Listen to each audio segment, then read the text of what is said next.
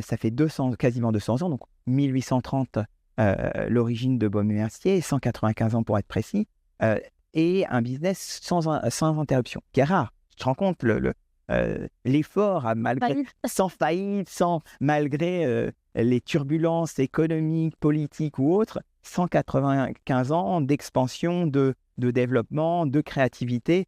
Donc ça, c'est extraordinaire. On a notre propre mouvement qui s'appelle le mouvement baumatique, qui a été développé 100% par Baume & Mercier. Et donc ça, c'est des techniques horlogères pointues. Et du coup, c'est pour ça qu'on voulait mettre en avant l'aspect esthétique qui est très important pour la maison et également la partie technique. Aujourd'hui, ce qui définit Baume & Mercier, c'est vraiment l'authenticité. C'est-à-dire que on a une authenticité sur tout ce qu'on fait. Il y a eu cette évolution, et on le voit un peu aujourd'hui, il y a eu cette évolution et cette fatigue de la clientèle sur moi, ce que j'appelle la fatigue logo. Pourquoi aujourd'hui Baume & Mercier fonctionne si bien, notamment avec une jeune génération, c'est qu'on a toujours et on sera toujours authentique avec ce qu'on fait, avec nos valeurs d'expertise horlogère, au juste prix. Et ça, c'est très important pour nous. L'industrie du luxe par ceux qui la façonnent. Je m'appelle Lou Dana et bienvenue dans la saison 2 du podcast du luxe. Je suis la cofondatrice de la startup Grace qui permet aux marques de luxe de protéger les biens exceptionnels de leurs clients de manière automatique et gratuite afin qu'ils les portent en toute sérénité partout dans le monde. Une nouvelle norme qui tend à se généraliser pour toute l'industrie du luxe de par les bénéfices importants que cela génère autant pour les marques que pour les clients. Pour en savoir plus, cliquez sur grace.io ou les liens dans la bio. Vous avez été plus de plusieurs centaines de milliers à écouter la première saison du podcast du luxe. C'est un grand merci. Pour cette nouvelle saison, nous partons encore une fois à la rencontre d'invités de marques que j'ai eu la chance de rencontrer à travers Grace. Ils ont accepté de se livrer pour vous révéler tous les secrets de ce qu'il y a derrière des pièces iconiques et des grandes maisons que vous connaissez. Bulgari, Chanel, Hermès, Rolex. Patron, grand nom, journaliste, designer, leader, j'ai le plaisir de vous partager en exclusivité mes conversations inédites et sans filtre avec ceux qui, à travers leur histoire, ont façonné celle de l'une des industries les plus puissantes et énigmatiques au monde, le luxe. Dans ce nouvel épisode du podcast du luxe, j'ai le plaisir de recevoir Michael Guénoun, qui est le CEO de la maison Baume & Mercier. C'est un épisode formidable parce qu'on redécouvre une maison qui va être bientôt mi-centenaire. On va revenir sur toute l'histoire de cette maison, les produits iconiques, quels sont bien les leviers d'expansion, à quel point la femme est une place importante pour une maison horlogère, le positionnement aussi de cette maison, ce que c'est d'être bien dans un groupe aussi extraordinaire que Richemont. On revient aussi sur le parcours de Michael, qui est vraiment un retailer. Vous allez voir, il a eu plusieurs casquettes, en passant par Cartier, puis ensuite par Time Valley, qui est vraiment le multimarque du groupe Richemont dans le monde entier, comment il a fait grossir Time Valley, et puis évidemment, Baume & Mercier, quelle est sa vision, qu'est-ce qu'il veut faire, qu'est-ce qu'il a déjà fait cette première année, et voilà, bref, un épisode qui m'a énormément plu. J'espère que ce sera pareil pour vous, et je vous souhaite une excellente écoute sur le podcast du luxe. Bonjour Michael. Bonjour Lou. Merci beaucoup de me recevoir aujourd'hui au siège de Baume & Mercier. Est-ce que, avant de te présenter, tu pourrais nous dire, s'il te plaît, qu'est-ce que ça représente justement d'être ici au sein de ce siège? Bien sûr. Déjà, merci d'être là, dans le privilège d'avoir un siège au centre de l'horlogerie, dans le campus de la Haute Horlogerie à Genève. Pas très loin, nous avons également notre manufacture dans le Jura suisse. Et nous avons, aujourd'hui, nous sommes présents dans l'ensemble des continents avec un réseau d'un peu plus de 1400 points de vente. Une distribution internationale pour Baume & Mercier, avec un retail, nous avons 2 boutiques internes au Japon et également une distribution principalement externe avec nos partenaires. On a à peu près 800 partenaires dans le monde et qui sont très importants pour nous dans la distribution et la renommée de notre maison. En tant que CEO, je me sens extrêmement privilégié de travailler à la fois avec nos partenaires, avec des équipes talentueuses, dans un univers tel que Genève, qui est fantastique. Et est-ce que c'est le fait d'avoir le siège qui soit en 2 parties, côté manufacture, mais aussi là, aux côtés de Richemont, avec d'autres maisons, quel est le côté positif de... Ouais, alors tu as raison, il y a un certain nombre de manufactures horlogères ont leur siège au sein de la manufacture. Ce n'est pas le cas de Baume & Mercier. On a 2 parties. une dans le Jura suisse, où là, c'était au cœur de l'horlogerie suisse, avec plusieurs manufactures autour, aussi nos partenaires. C'est une horlogerie de tradition, avec un savoir-faire, avec des équipes qui ont des familles d'horlogers. Moi, je découvre ce monde, ça fait un peu plus d'1 an que je suis CEO de Baume & Mercier, et d'avoir découvert ce monde de l'horlogerie, mais au sein d'une manufacture, c'est extraordinaire.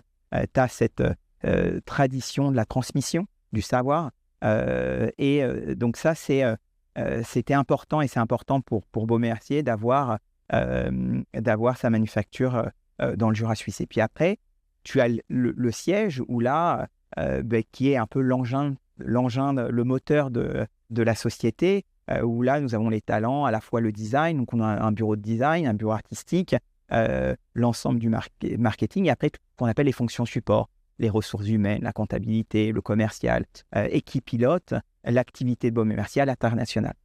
Donc, nous avons ces deux entités.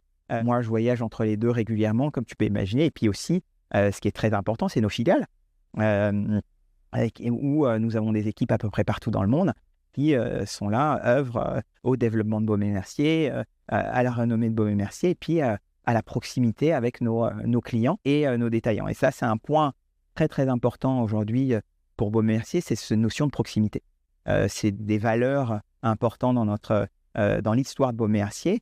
On a quasiment 200 ans d'histoire sans interruption. C'est-à-dire qu'on a, ça fait quasiment 200 ans, donc 1830, l'origine de Baume & Mercier, 195 ans pour être précis, et un business sans interruption, qui est rare. Tu te rends compte l'effort sans faillite, malgré les turbulences économiques, politiques ou autres, 195 ans d'expansion, de développement, de créativité. Donc ça, c'est extraordinaire. Et tu disais, c'est vrai, le début, c'est une histoire de famille, de frères. C'est les frères Baume, Louis-Victor et Célestin, 1830, qui ont cette fratrie développé une manufacture horlogère. Et c'est là où, grâce à leur talent, ils ont mis en œuvre et ont développé Baume & Mercier. C'est là que tout a commencé. Donc c'est le début, c'est une histoire de fratrie, de famille et de talent. Et puis après, l'histoire de Baume & Mercier, au cours de ces années, ça a été aussi des rencontres entre William Baume et Paul Mercier, des rencontres avec deux personnes de talent, un horloger, je dirais, dans la technique, dans l'horlogerie, le savoir-faire, et l'autre qui était sur le design, la créativité. Donc cette balance, en fait, entre la partie technique et le design, ça fait partie des valeurs de Baume & Mercier. C'est pour ça, d'ailleurs, pendant on a mis en avant, si tu veux, cette côté, on a appelé ça Art of Balance, lors de Watches and Wonders de cette année. C'était vraiment le thème de notre salon, pour mettre en avant à la fois le côté très artistique, l'art de la forme de Baume & Mercier, le côté artistique, et à la fois le côté technique, car on est très très fort d'être des horlogers. On a notre propre mouvement qui s'appelle le mouvement baumatique, qui a été développé 100% par Baume & Mercier, et donc ça, c'est des techniques horlogères pointues, et du coup, c'est pour ça qu'on voulait mettre en avant l'aspect esthétique qui est très important pour la maison, et également la partie technique. Donc l'Art of Balance, c'est aussi des valeurs importantes, la balance importante dans notre histoire. Puis en plus, tout à l'heure, on va pouvoir y revenir, parce que là, on a de très belles montres avec tout l'héritage, parce que 200 ans de maison, forcément, il y a du bagage, donc on va pouvoir en parler. Avant d'aller dans tous ces détails-là, est-ce que, Mickaël, tu pourrais, s'il te plaît, te présenter, dire un Bien peu sûr, bien. Avec plaisir. Je suis un parcours assez atypique, parce qu'en fait, à l'origine, je suis psychologue. Donc, rien à voir avec l'horlogerie. Tu vois comme quoi. Donc, je suis psychologue à la base, diplômé en psychologie, et très, très rapidement, j'ai eu cette envie d'aller sur un peu comme toi, entrepreneur, de développer. Donc, j'ai eu une activité d'entrepreneur pendant quelques années, et puis après, j'ai été alors dans le recrutement, dans le consulting, et très rapidement, j'ai eu envie d'explorer le monde. j'ai voyagé en Australie. Donc, j'étais en Australie. Quel âge à peu près? J'avais moins de 30 ans. Ouais, 26 ans, peut-être 26 ans, 27 ans. C'est pas l'horloge. Je connaissais peu l'horlogerie. Non, je connaissais peu l'horlogerie. Ça. Pardon, à la base, je suis français, pas spécialiste de l'horlogerie. J'ai grandi dans un univers où les codes esthétiques étaient importants. Mais non, je ne suis pas un expert de l'horlogerie. Je suis pas un expert de l'horlogerie. Et du coup, après découverte du monde, je suis arrivé en Australie et là, j'ai eu la chance de travailler pour Cartier pour développer le retail, le réseau retail en Australie, alors qu'il est moins développé qu'aujourd'hui. Hein. C'est il y a un peu plus de 20 ans. Alors, c'était vraiment pour développer le retail au sein de la filiale basée à Sydney, au sein de la filiale australienne. Et le retail, c'est-à-dire d'aller ouvrir des points de vente? Des boutiques propres. Voilà, des boutiques propres. C'était le début de l'émergence du luxe en Australie. Et donc, du coup, c'était passionnant. C'était vraiment le début. Et donc, j'ai fait ça pendant 3 ans. Et puis après, j'ai eu la chance que Cartier me transfère en Asie, à Hong Kong, où là, je suis resté 10 ans à Hong Kong. J'ai eu un parcours très riche au sein de la maison, avec plusieurs opportunités. Dans un premier temps, développer ce qu'on appelait les pays émergents, donc la Thaïlande, le Vietnam, le Cambodge. Donc, j'ai ouvert les filiales dans certains de ces pays, ouvrir le réseau Cartier. Quelle année à peu près là? On est dans les années 2007, 2010. Ben là, si tu veux, c'est le début vraiment en Asie-Pacifique. La Chine commençait à vraiment croître rapidement et c'était le début du luxe. Donc, c'était très intéressant de la mise en place des filiales, par exemple la Thaïlande, le Vietnam, qui étaient ce qu'on appelait les pays émergents à l'époque. À l'époque, il n'y avait pas comme le Internet, les réseaux sociaux, etc. Donc... C'était le début, c'est 2007-2010, voilà, c'était pour être précis, ouais. C'est 2007-2010, c'était vraiment le première partie où il y avait ce développement, donc ça commençait, les réseaux sociaux très peu, mais voilà, il y avait une partie d'une classe supérieure qui s'enrichissait, une volonté, l'ouverture sur le luxe. Donc, c'était important d'y être bien, de construire la marque. Donc, c'était passionnant. Et donc, j'ai fait ça pendant près de 10 ans donc sur cette zone Asie. Et puis, il y a maintenant un peu plus de 8 ans, je suis revenu en Europe, à Genève, pour développer la transformation de la division horlogère du groupe Richemont. Donc, j'étais responsable de la coordination commerciale des 8 maisons horlogères du groupe Richemont pour transformer et d'accélérer la retailisation des maisons. Donc, c'est passionnant. Il y a un vrai boulot de coordination avec l'ensemble des maisons, la connaissance de l'horlogerie. Là, je suis vraiment rentré dans l'horlogerie à ce moment-là sur cette division horlogère. Et puis, très rapidement... Une question par rapport à ça. Parce que donc là, c'est dans le groupe Richemont. Oui. Et ce qui est un groupe assez connu pour centraliser beaucoup de choses, pour être plus fort avec les maisons.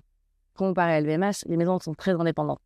Donc là, à ce moment-là, tu arrives, donc tu étais avant chez Cartier, tu arrives au sein, donc, plutôt donc, côté groupe, où là, tu as plein de maisons différentes.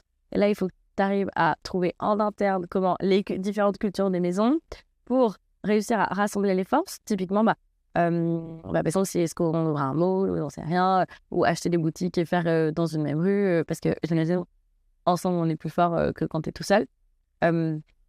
Et qu'est-ce que tu as fait exactement? À l'époque, donc il y a un peu 8 ans de ça, c'était une volonté de transformer la distribution plus sur un réseau interne. Donc, c'est pour ça qu'on appelle ça retailisation.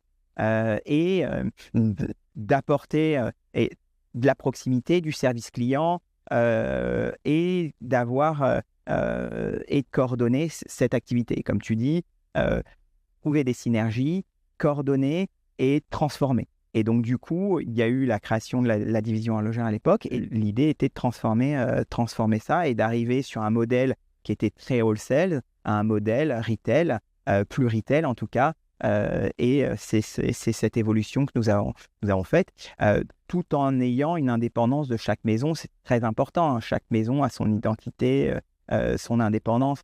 Et ça, oui. Et donc voilà. Donc ça a été une des premières missions. Et puis après, très, très rapidement, j'ai eu la chance de diriger Time Valley. Time Valley qui est un multimarque horloger. Et donc, ça a été une passion pour moi de développer ce réseau. Aujourd'hui, il y a à peu près 55 Time Valley dans le monde. À l'époque, quand je l'ai repris, il y avait 8 Time Valley. C'était principalement en Asie. Il y en avait un en Espagne. Multimarque ou des franchisés?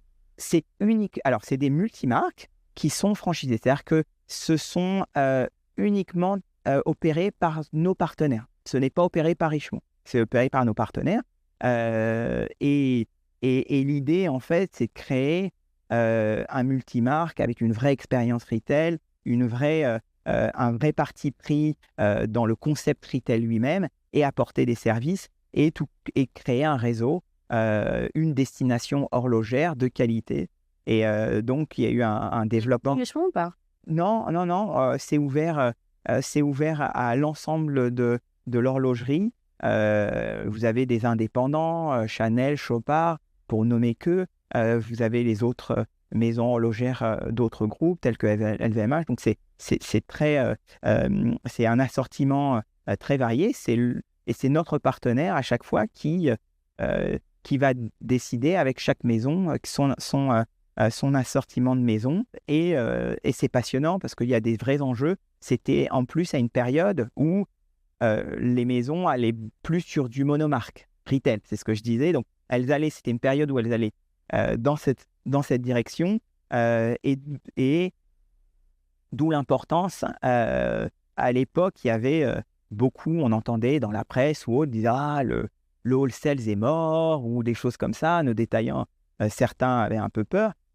Et justement, Time Valley était une réponse économiquement et stratégiquement intéressante pour démontrer que le multimarque prend toute sa place à l'époque et encore aujourd'hui dans l'horlogerie, dans le monde de l'horlogerie. Donc, très intéressant, on voit que ça se développe bien et je suis très heureux de voir le développement de Time Valley dans le monde aujourd'hui. Au moment juste où on t'a demandé de revenir à Genève pour centraliser un peu tout le côté de la retailisation, est-ce que c'est parce que Cartier était une des rares maisons qui faisait du retail en propre à l'époque, au lieu d'être vraiment beaucoup par des partenaires, parce qu'on va en parler après pour Baume, mais par rapport à votre distribution, aujourd'hui, tu as beaucoup de maisons qui prennent le parti pris donc d'être full retail, ou en tout cas d'avoir des fois 60, 70, 80% de leur business model, avec un peu d'e-commerce, mais honnêtement. Et en même temps, là, quand tu parles de Time Valley, où la distribution multimarque est aussi un énorme avantage, est-ce que tu peux nous en dire un peu plus? Parce que là, ça a montré aussi deux stratégies différentes. On te demande de venir faire de la retailisation et après, on te demande de faire du multimarque. Non, alors en fait, c'est l'industrie horlogère, il y a toujours cet équilibre entre ton réseau multimarque, où là, tu exprimes ta maison, tu as ta proximité avec le client final, et également la distribution multimarque, où tu as une clientèle qui va aller chez un multimarque pour avoir un choix de maison, aussi une expertise. Donc, l'histoire de l'horlogerie suisse, elle va dans une distribution interne et externe, ce que j'appelle les fois monomarque et multimarque. C'est le sens de l'histoire et ça continue. Il y a eu cette tendance qu'on a vue ces 10 dernières années qui s'est accélérée un petit peu sur les boutiques internes, sur l'ensemble des maisons horlogères dans le monde. Mais il y a toujours, et on le voit, l'importance du multimarque. Ou également l'importance de ce multimarque dans la qualité. C'est la qualité du service, la qualité de l'expérience client, et d'où l'importance de Time Valley qui a répondu à des exigences à la fois d'image pour chaque maison, donc, et également de service client qui permet économiquement que ça soit viable avec un très fort service retail, une fidélisation de la clientèle, une gestion de la clientèle. Donc, les deux, c'est pas contradictoire. C'est important aujourd'hui pour l'horlogerie suisse d'avoir un réseau à la fois monomarque et multimarque dans sa généralité. Après, chaque maison va avoir sa particularité au niveau de son prix, de son histoire, et ça va varier d'une maison à l'autre, bien évidemment. Mais dans sa généralité, dans sa globalité, ce ne sont pas... on n'oppose pas les deux. C'est deux choses complémentaires et qui sont, à mon point de vue, fondamentales et indispensables au développement de l'horlogerie. Après Tom Valley, pour la première fois, là, tu vas aller carrément diriger de maison, parce que tu l'avais jamais fait avant. Exactement. Comment ça se fait, cette prise de poste et comment toi, tu t'es préparé à faire ça? Écoute, en effet, d'être CEO d'un multimarque horloger tel que Time Valley et passer sur une maison horlogère, c'est extraordinaire. C'est un privilège, notamment une maison qui a, comme je le disais, avec un héritage de près de 200 ans. C'est extraordinaire. 20 ans au sein du groupe Richemont. Donc, il y a une évolution qui te prépare progressivement, mais bien évidemment, tu apprends beaucoup. Tu dois avoir en tout cas l'humilité d'apprendre, de prendre du temps à connaître les rouages de l'horlogerie, aussi bien au niveau de notre manufacture que ta distribution. Donc, bien évidemment, il y a un apprentissage, mais c'est extraordinaire d'avoir la chance aujourd'hui de diriger des équipes talentueuses, travailler avec des partenaires qui sont très attachés à Baume & Mercier. Dans ma prise de fonction, ce qui m'a étonné, je dirais comme disent les Suisses, étonné en bien, tu sais, tu as cette expression en Suisse, c'est l'attachement de nos détaillants et de nos clients à Baume & Mercier. Il y a une histoire autour, tout le monde a une histoire autour de Baume & Mercier. Et je suis maintenant CEO depuis un peu plus de 12 mois, et ces 12 derniers mois, j'ai eu beaucoup d'histoires qu'on m'a racontées en disant « Mais j'ai eu cette Baume & Mercier lors de mon diplôme, j'ai eu cette Baume & Mercier pour mon mariage, c'est mon papa qui m'a transmis Baume & Mercier. » Et dans le monde entier. C'est-à-dire que c'est des histoires qui sont, que tu passes de Brésil, en Asie, en Europe, tu as cet attachement de cette première création Baume & Mercier qu'on a eue souvent dans le cadre d'un moment très, très spécifique dans la vie de nos clients et également avec nos détaillants. Donc ça, c'est extraordinaire et c'est une joie. Et quand tu deviens donc CEO d'une maison, tu vas aller rencontrer tous tes partenaires, tu vas aller dans toutes tes filiales, mais est-ce que tu regardes aussi en haut du capot, ok, ça va, ça va pas, et ta stratégie, tu la travailles quand tu arrives ou avant d'arriver? Alors, il y a un élément, alors, généralement, tu fais ce qu'on appelle un état des lieux de la situation. Voilà, c'est la logique même. Tu fais un état des lieux. Par contre, ce qui est très important, c'est une maison de 195 ans. Donc, tu as un devoir de continuité. Baume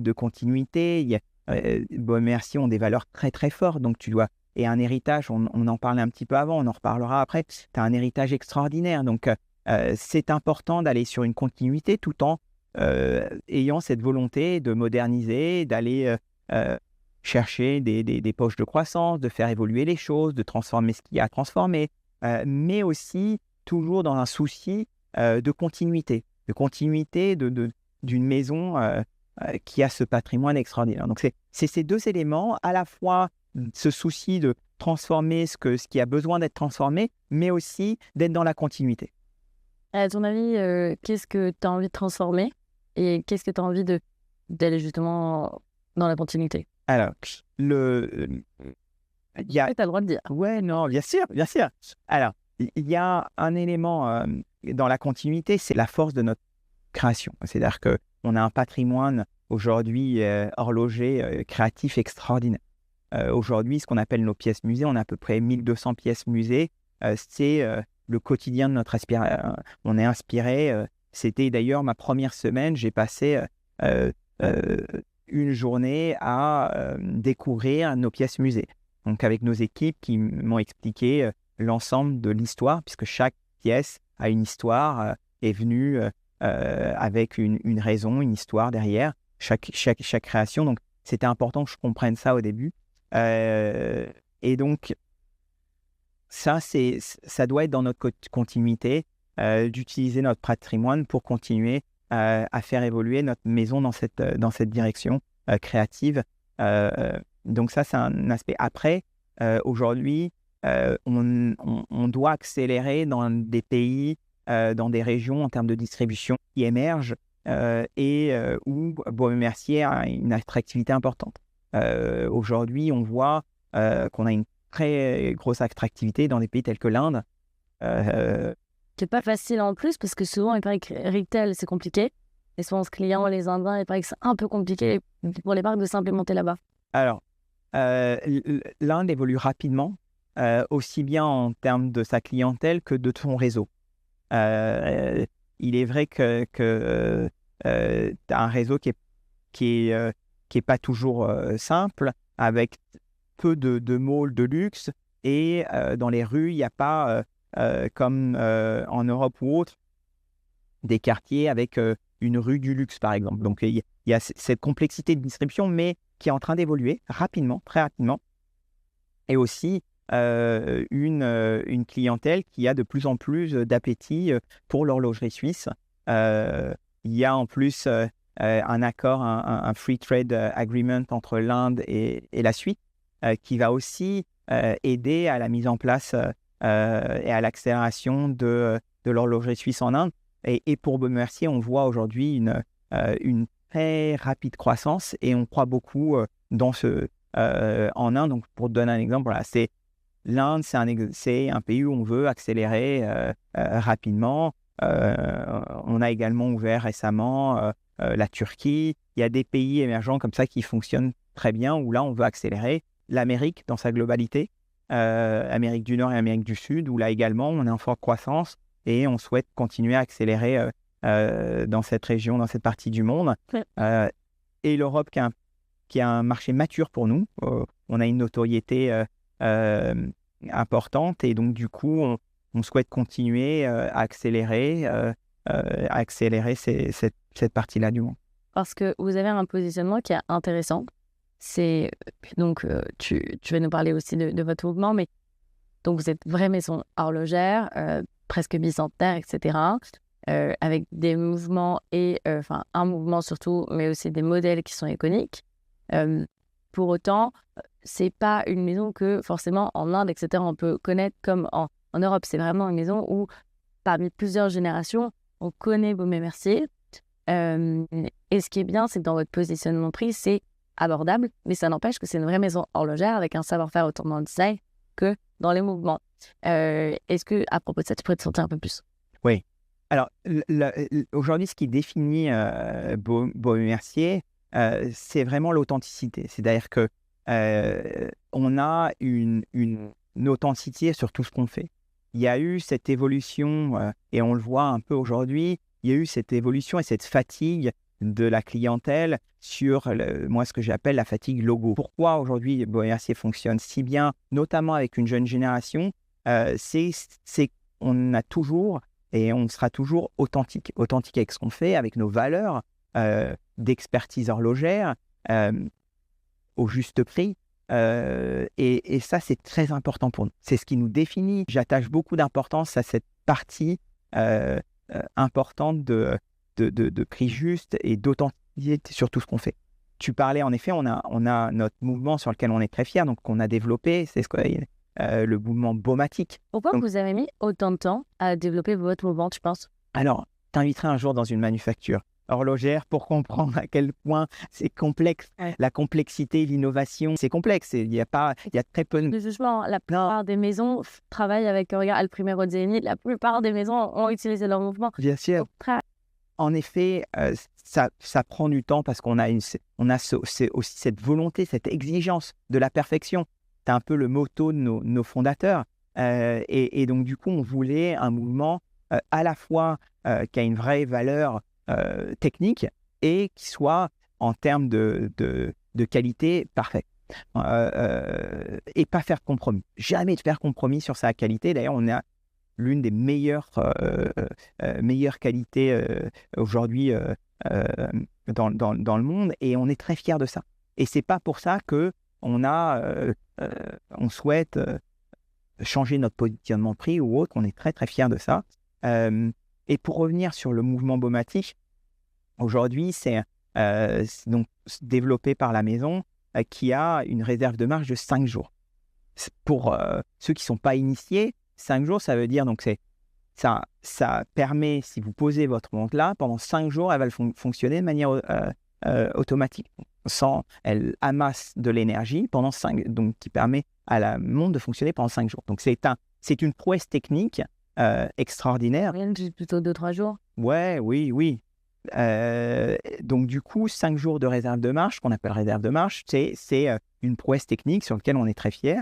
On met en avant cette technicité sur le mouvement baumatique qui est sur 100% sur notre ligne Clifton, qui est la ligne, je dirais, haut du panier pour Baume & Mercier. Et c'est notre légitimité horlogère. On est très, très, très content d'avoir, avec nos équipes, développé ce mouvement. De ce que moi j'ai pu savoir en off, c'est une des montres qui a le moins de retours en SAV. Exactement. Donc c'est quand même dingue parce que, alors c'est bien le SAV parce que les clients reviennent, mais souvent quand même parce qu'ils ne sont pas contents, c'est moyen.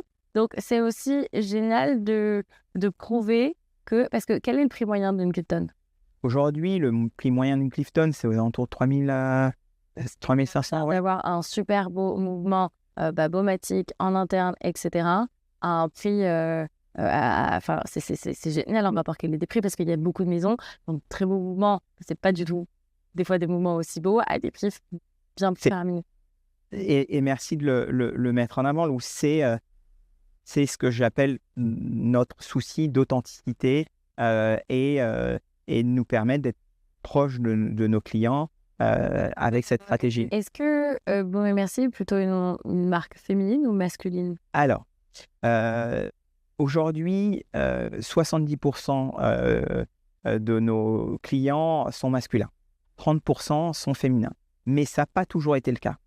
À l'origine de Baume & Mercier, on a eu une grande partie de notre collection qui était féminine, avec des montres joaillières, comme tu peux le voir ici. Et c'est vraiment ce qui a développé la notoriété de Baume & Mercier, la légitimité de l'horlogerie joaillière, montres bijoux. À une époque, les montres cachées, tu as vu, les montres secrètes, ça c'est extraordinaire. C'est magnifique. Extraordinaire. Je suis à chaque fois émerveillé de voir à quel point il y a à la fois de la créativité et aussi de la technique pour développer ça. Donc, la partie féminine de Baume & Mercier est très importante et c'est aussi une de nos stratégies. Notre stratégie, c'est aussi de développer nos gammes féminines. Alors, on l'a vu là cet été, on a lancé une campagne sur notre Riviera féminine. Alors là, tu as la Coastline qui est aussi un parti pris esthétique qui fonctionne extrêmement bien. Et donc, merci. Et donc cet été, on a développé cette campagne Riviera féminine et c'est un pan important de notre stratégie de développer également une gamme féminine. Si je ne dis pas de bêtises, la Clifton aussi, là vous avez sorti un calibre, un cadran qui est plus petit. Exactement, 34 mm, une Clifton qui est donc avec le nouveau design de Clifton qu'on a lancé pendant Watches and Wonders, à la fois donc ce design qui est un petit peu rétro, qui a été inspiré également de notre... Qui va très bien dans l'air du temps. Alors, on ne l'a pas fait parce que ça allait dans l'air du temps, mais on a de la chance. Parce que vous l'êtes de base, c'est votre ADN. On voit aujourd'hui, on a été ravis de l'accueil du lancement de Clifton pendant Watches and Wonders cette année. Et là, donc ce mois-ci, on lance donc la Clifton 34 mm pour femmes avec le mouvement baumatique pour une clientèle un petit peu plus initiée de l'horlogerie. On est On est ravis de ce lancement. Et voilà, ça va dans notre stratégie d'évolution. Et idéalement, comme je parlais au début de l'art de la balance entre la partie technique et la partie créative, c'est pareil, on aimerait, autant que faire se peut, avoir un mix clientèle, 50% femmes, 50% hommes, aussi bien dans notre assortiment de propositions.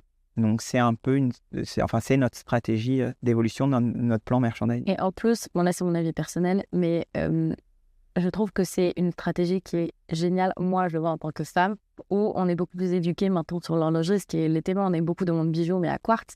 Et là, comme on peut le voir avec celle-là, c'est génial d'avoir un mouvement aussi beau dans une montre qui est féminine, à un prix qu'on peut s'offrir avec tout ce design. Parce qu'on l'a aussi dans les autres collections, mais notamment celle que je porte, j'adore avec les diamants. Mais c'est très... Hilton. Ouais, voilà, là, on peut par rapport à tout ce qui est quiet luxury, d'avoir ce côté pas la même que tout le monde.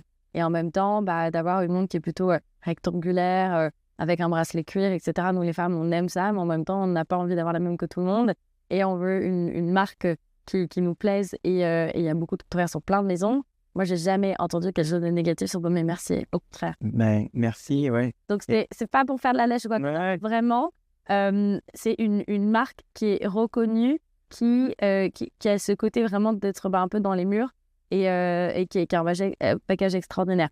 Est-ce que, justement, tu pourrais nous en dire un peu plus sur l'histoire dont on a parlé un peu? Par exemple, moi, je disais là, dans certaines qu'on a, par exemple, là, on voit, il y a des références à Piaget, parce que l'histoire de Piaget et Baume aussi a été liée à un moment dans le design, mais aussi, justement, ce lien relationnel de les frères, après, les deux autres entre M. Mercier et M. Baume qui se sont mis ensemble, et il y a eu des prix aussi, etc. Il y a eu pas mal d'innovations. Vous avez vu ces 2 dernières années. Est-ce que là-dessus, tu pourrais nous en dire un peu plus? Oui, alors, dans l'évolution de la maison, tu as à la fois une évolution esthétique qui a été au départ très joaillière, féminine, qui s'est après évolué, qui a aussi suivi l'évolution de l'horlogerie dans sa globalité. Il y a eu des grands moments de la maison, tels qu'en 1973, on a lancé la Riviera, notre modèle icône, qu'on a relancé il y a quelques années avec une grande campagne, redesignée, modernisée. Et c'est aussi l'histoire de Baume & Mercier. C'est là, avec Riviera, ça a été un pari extraordinaire d'avoir relancé le sport chic d'une montre dans un segment hyper compétitif. On a relancé la Riviera avec succès. Et ça, c'était important pour installer un pilier du sport chic qui est un segment important dans l'horlogerie de manière générale, mais qui est dans l'histoire de Baume & Mercier avec ce premier lancement en 1973. Tu as après, comme je le disais, on a redesigné la Clifton, on l'a relancé cette année, qui est le pilier horloger avec ce mouvement motique dans notre assortiment. Et Classima, la montre classique, qui est l'élément stratégique de notre assortiment. On parle souvent de la première montre horlogère mécanique suisse, Classima, et qui est pour nous important dans cette stratégie d'authenticité d'une montre suisse de qualité avec un design authentique horloger, et c'est important. Et pour continuer l'histoire de Baume & Mercier avec l'histoire de la forme, tu as l'Hampton que tu apprécies, merci, qui est la montre rectangulaire avec un vrai parti pris de design, une montre rectangulaire que nous avons animée aussi bien pour les femmes qu'avec des tailles un peu plus masculines. Donc tu as aujourd'hui 4 grands piliers importants au sein de notre assortiment qui ont évolué au fil du temps, qui ont évolué aussi bien en termes de design et également de technicité. Et aujourd'hui, nos designers, nos développeurs ont toujours souci de faire évoluer nos gammes pour qu'elles soient, je dirais, on dit souvent timeless, qu'elles restent dans l'air du temps. Et je le vois aussi dans notre collection héritage, parce que c'est un vrai sujet, les montres héritage. on a un patrimoine riche. Et Vintage. le vintage, Genre. il y a un engouement. Et ce qui est intéressant, parce que ça veut dire qu'on parle de l'horlogerie. Il y a un intérêt pour l'horlogerie. Donc, et ce que je vois, on a fait récemment un événement à Milan. euh, et j'ai rencontré des clients assez jeunes et qui portaient plusieurs des montres vintage Baume & Mercier. Et j'étais hyper étonné, donc j'ai posé plein de questions. Je suis de nature curieuse et voilà, je demandais du coup à ces clients, comment vous avez connu Baume & Mercier, comment vous avez eu cette montre, d'où elle vient, l'histoire. Et tous ont raconté des histoires qui étaient assez différentes. Certains les avaient eues par leurs grands-parents, leurs parents ou autres. D'autres les avaient eues sur des marchés de seconde main, sur des plateformes vintage et autres. Mais tous avaient un attachement avec Baume & Mercier et aussi une connaissance de l'horlogerie assez fine. Je me rappelle d'un jeune homme qui avait une Riviera des années 80, assez petite, qui était à l'origine féminine, mais lui la portait, et il connaissait l'histoire parfaitement de Riviera, de Baume & Mercier, et ça, je trouve ça extraordinaire. Aujourd'hui, on a la chance d'avoir globalement sur le monde du vintage, une notoriété qui augmente de plus en plus, parce que c'est des designs forts, et on le regarde, on regarde un peu voilà, ce qui se passe aujourd'hui, les commentaires, parce qu'on a cette communauté importante de clients qui sont attachés à notre maison, et ça, c'est extraordinaire, c'est un patrimoine dingue. Michael, est-ce que tu pourrais nous en dire justement un peu plus? Tu parlais des services. Qu'est-ce que vous faites en service? Parce que tu me parlais qu'il y avait l'extension de garantie, les petits leviers stratégiques que vous allez pouvoir avoir qui sont aussi un peu différents, parce que tu disais tout à l'heure que tu étais chez Tom Valley, donc l'expérience client et l'after sales, tu le connais bien. Et voilà, même peut-être d'enrichissement, je ne sais pas, mais comment toi ça te parle et tu penses que c'est important pour une maison? C'est extrêmement important. Et ça va, et je reviens sur la partie authentique. Ouais. Donc, si tu prônes l'authenticité, mais tu ne mets pas les services en place, tu es déconnecté, donc ta proposition de valeur n'est plus là. C'est pour ça que pour nous, c'est important, et on mise beaucoup et on investit beaucoup sur cette partie d'après la vente, en fait, de maintenir le contact client et de s'assurer qu'on propose un service qui permet voilà, de maintenir ta montre régulièrement en service, de ta révision de montre, l'étanchéité, que ça soit même simple, remplacer un bracelet, ces choses-là. Et donc ça fait partie de notre formation. On investit beaucoup sur la partie formation pour s'assurer qu'il y a ces formations. Les informations sont correctes, notamment quand tu as un réseau de 1400 points de vente. T'imagines que de temps en temps, il y a la perdition d'informations ou autre. Donc, il y a toujours cette volonté, que ça soit online ou offline, de maintenir un service, des formations importantes. Et donc, en effet, tu disais, on a 8 ans de garantie sur les Baumatic, très important pour la clientèle. On est conscient de ça. On est très content de cette partie-là. On le regarde.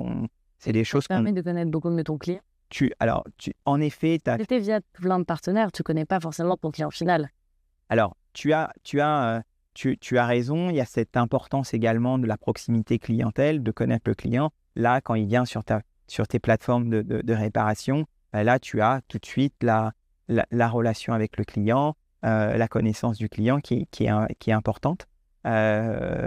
Et c'est vraiment un souci pour nous, s'assurer qu'il soit dans un réseau interne ou dans un réseau externe, il est le service et le service impeccable sur nos montres. Donc ça, c'est des éléments qu'on suit. On forme beaucoup d'horlogers également locales aux montres Baume & Mercier. Donc on a des plateformes, on a 17 plateformes de réparation dans le monde pour justement être à la proximité du client. Il n'attend pas 2 ans pour faire...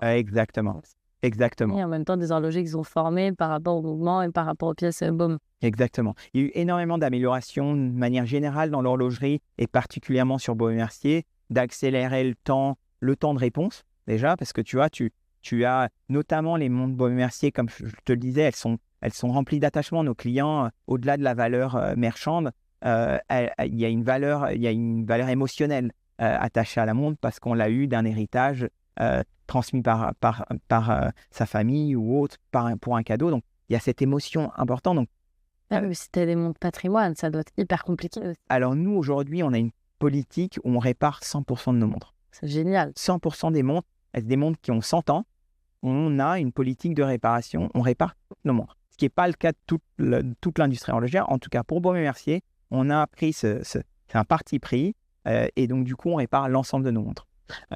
Justement, pourquoi ? Parce qu'on sait qu'au-delà de la partie marchande, il y a ce côté émotionnel et c'est une proposition de valeur. On répare 100% de nos montres aujourd'hui. Et donc, c'est au cœur de nos préoccupations. Dernière question avant qu'on passe aux questions signature. Justement, tout à l'heure, donc on parlait un peu de ces pièces iconiques. J'espère que tu le sais, mais moi j'aime beaucoup cette pièce-là. En fait, j'ai mon côté féminin.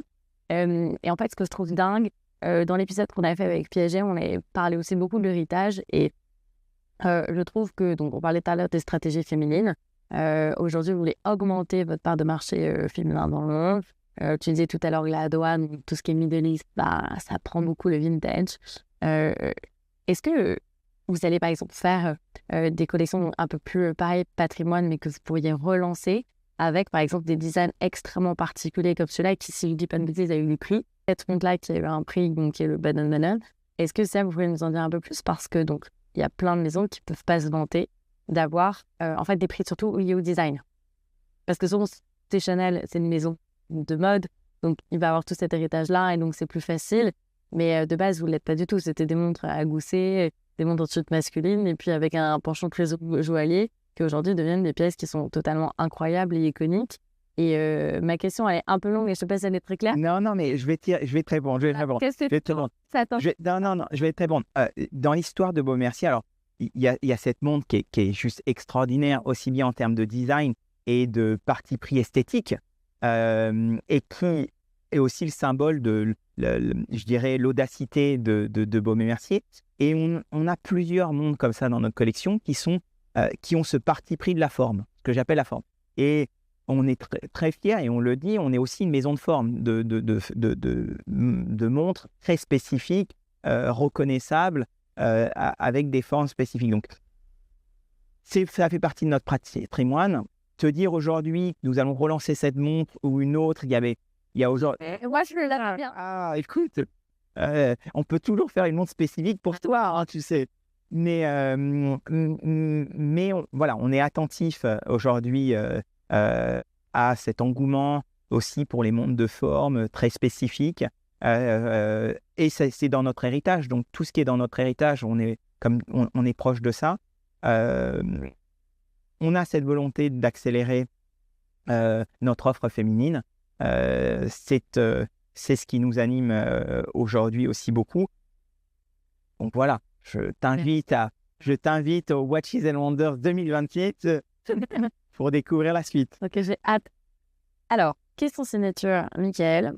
Attends. Oui, donc. Alors, est-ce que tu pourrais nous dire quelle est la première pièce de luxe que tu as reçue dans ta vie? Oui. Alors, ma première pièce de luxe, c'était une montre Cartier. Que tu t'étais offert quand tu étais en Australie? Que tu as reçu par... Non, que j'ai reçu par mon épouse. Ah, voilà. Quel âge? J'avais 28 ans, je 29 ans. C'est pareil. Exactement. Ah ouais. Exact. Et tu l'as encore? Je l'ai encore, bien sûr. C'est quoi? Bien sûr, c'était une tank française. Ah, c'est génial. Et en plus, je ne savais pas du tout que tu allais travailler chez Cartier. J'étais déjà chez Cartier, là. J'étais déjà chez Cartier. Voilà, tank française. Et le dernier, mais que tu t'as acheté, mais aussi peut-être que tu as offert ou que tu as reçu. Alors, la dernière montre que j'ai offerte, c'est une Baume & Mercier à mon épouse. Évidemment, elle puisse elle aussi faire rayonner. Exactement. Très bon choix. C'est laquelle? C'est une Rivia. C'est celle-là? Non, c'est pas celle-ci. C'est pas celle-ci. C'est une Rivia. Moi, en fait, il n'y a aucun souci pour que je puisse pas ça. Ah, ben, tu es notre ambassadrice. Avec plaisir. Incroyable. Donc, très bon choix. une maison de luxe que tu admires particulièrement. Pourquoi ? Pas forcément horlogère, mais qui, toi, te parle. Alors, comme je passe beaucoup de temps à l'étranger, j'ai la chance d'avoir une proximité avec l'hôtellerie. Et je trouve admirable l'évolution du groupe Mandarin Oriental, avec qui d'ailleurs on a fait un grand nombre de partenariats dans le monde. Et je trouve que leur stratégie du service de luxe, de l'évolution de leur réseau est admirable. Et donc du coup, je trouve que le Mandarin Oriental, dans l'expression du luxe et le service, c'est extraordinaire. Tu as un détail qui t'a choqué ou justement qui t'a marqué quand tu étais avec eux dans le monde? Moi, tu as la consistance du service dans le monde, c'est-à-dire qu'ils ont cette consistance, que tu sois à Hong Kong, à New York, à Milan, tu as cette consistance du service et à la fois, je trouve que c'est pas ostentatoire dans leur évolution du design des chambres, de la qualité du service. Donc, il y a ce côté authentique et c'est ce qui m'inspire. Et puis, en plus, ils ont ce service client très personnalisé qui est admirable. Qu'est-ce que tu aimes le moins dans le luxe ? Je disais, on en parlait brièvement, c'est la non-authenticité de temps en temps, qu'on se prétend de luxe qu'on n'est pas. C'est ça qui... Qu'est-ce que tu aimes le plus ?